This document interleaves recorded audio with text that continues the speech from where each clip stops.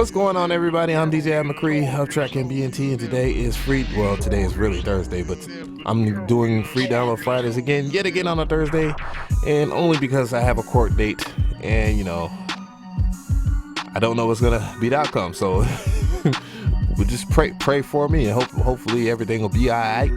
She should be all right, and yeah.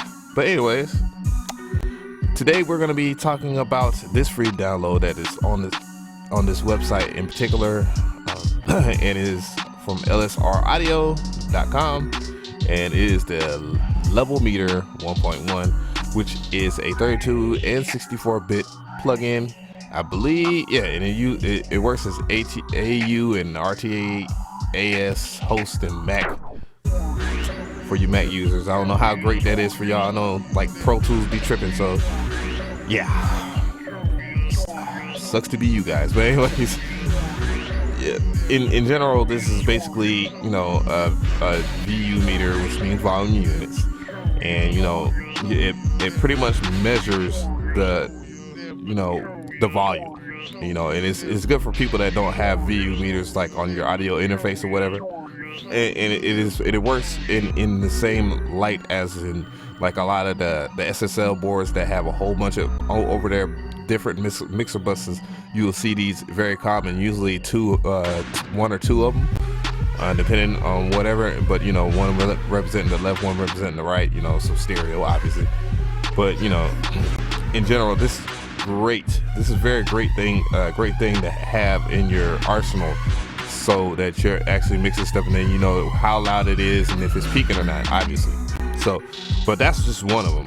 Another one which I'm going to point out in general is PSP's Vintage Meter. Is pretty good, but the only reason why that I have two of these pulled up is because the PSP Vintage Meter is 32-bit only. I guess that's the rip-off for it being free.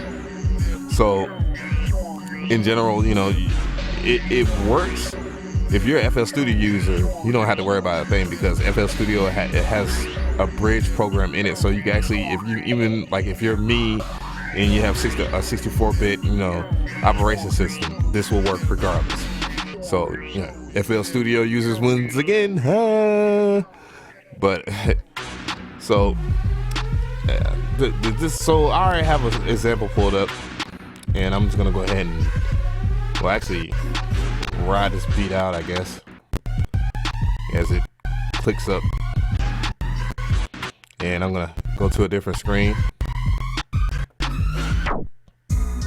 But yeah, I have them pulled up or whatever, and we're just gonna actually talk about something more further for yesterday elaborating. Now, what you see to your right here, and this is good, and you can use this as a visual or a way, even if you're not using FL Studio. This is like your particularly your common your master bus, your master mix bus or whatever.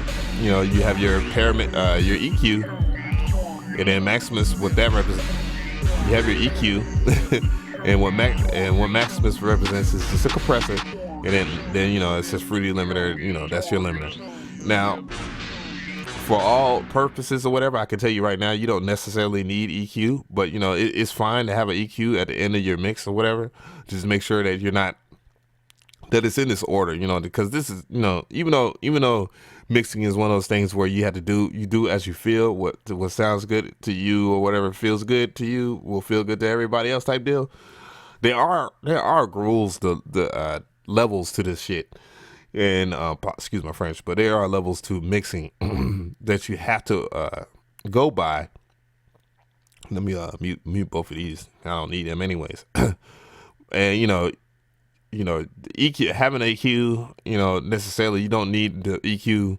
It's all about just mastering your volume and making sure that your volume is constant on every one of your songs, so that all the range is there and that it's not too loud. You're not hyper compressing it, which I'm gonna talk about later on, probably maybe Saturday. So, and then and then just in case you want to limit something, which you can limit, compress and limit in Maximus as well, and basically all your emulators, or even in your outboard gear. But this is the right arrangement. And if you're gonna use a peak meter or whatever, have it at the end of all this. Don't have it at the top, because you won't get the right read. It won't sound right. It won't look right in here. And what you'll have is a hot mess that you thought was working for you. But these are great tools. So I have an example of a beat. I'm just gonna play it in 3, 2, 1. No worries, it's a smooth track. So, and we're gonna take a look at it.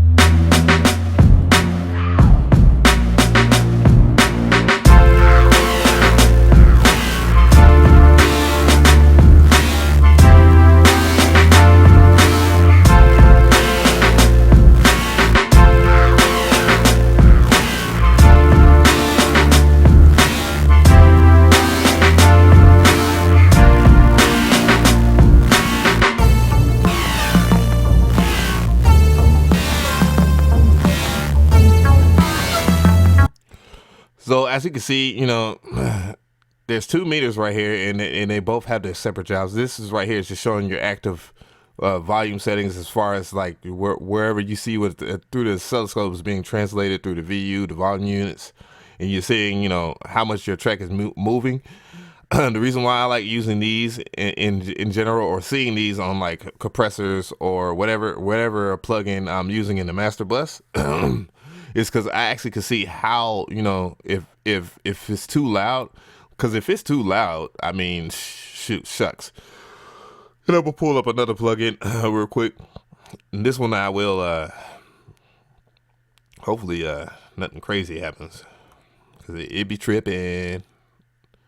She be tripping. She be like, if it's too much, like in Hoser, this thing will not move at all. And this one right here is pretty great. But yeah, that ain't free though. But so we're gonna go and look at the, and then it has 2 different modes. You're going to PS, RMS, -9, and then you're going for peaks. So we're gonna look at we're gonna pull it all the way to the right. We're gonna look at it again. Trap camp.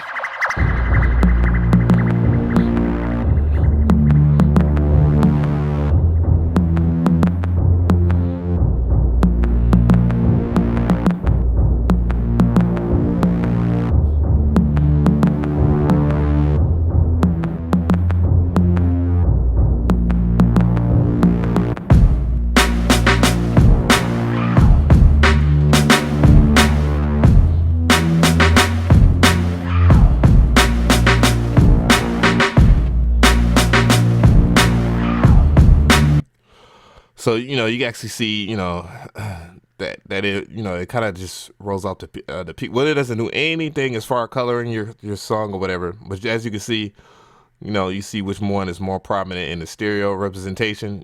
This, like, you see that the left hand side has a little bit more transients going through it than the right hand side, as far as like the peaks and stuff like that. So that red represents the peaks. This represents the volume at that current time that it's hitting.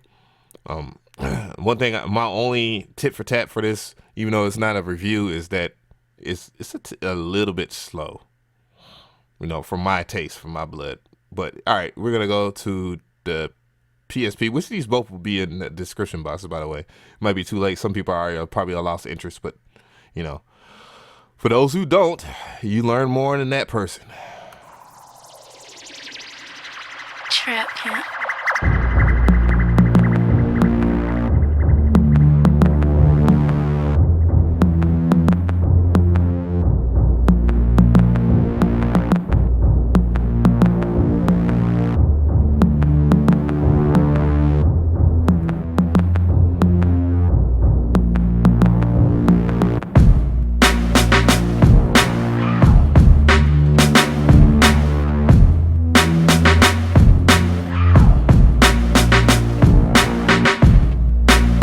The one thing I like about the PSP version over the LSR version is that this actually shows true peaking, and I can actually display that.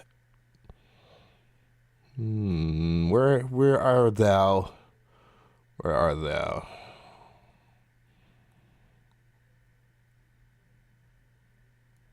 You notice I always struggle to find my freaking plugins in here. Like the FL Studio plugins, I struggle. Peak controller, DB, there we go. And it has like stuff where you could tell where it's at or whatever. Son of a gun. So I'm gonna move this over.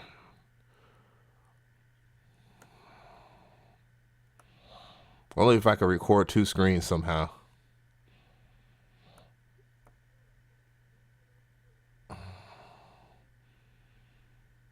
Yeah. This is like the auto life cheat sheet. So all things music, you know what I'm saying? So this is also one of my favorites as well. But using the VU meters, you can actually see your movement a little clearer than it would be through the DB meter.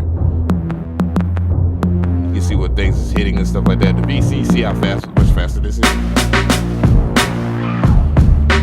But yeah, this is the true volume of this, because it's 0 dB saying that even though I don't have like it being limited or anything like that, so it's saying showing 0 dB. This is the true monitoring of it. It is like +3 when it kicks and stuff like that. Look at that. When the bass come in, you get to see I don't know how loud it is because I was just talking through it, but this is like true monitoring. This is showing like the true volume level, and that's what I do like about the PSP version. Even though I like this as well, and this is much bigger.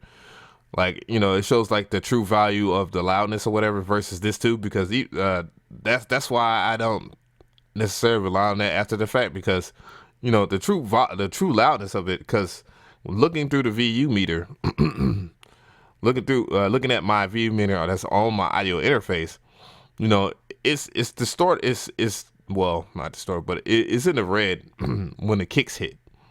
Not necessarily when the bass hit. You actually see where the bass is pumping the kick and stuff during that one part. So, but yeah, you can actually see that. But it's 0 dB. That's where it's limited at, and that's actually amazing.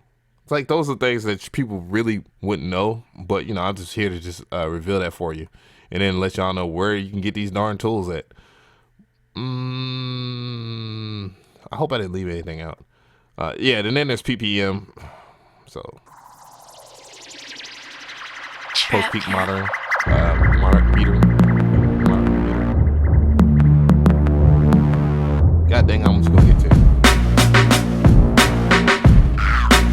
And now you notice the difference there.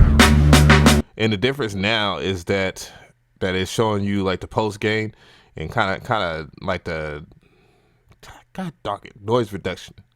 The noise reduction version, just much like the Teletronics LA2A or whatever. So yeah.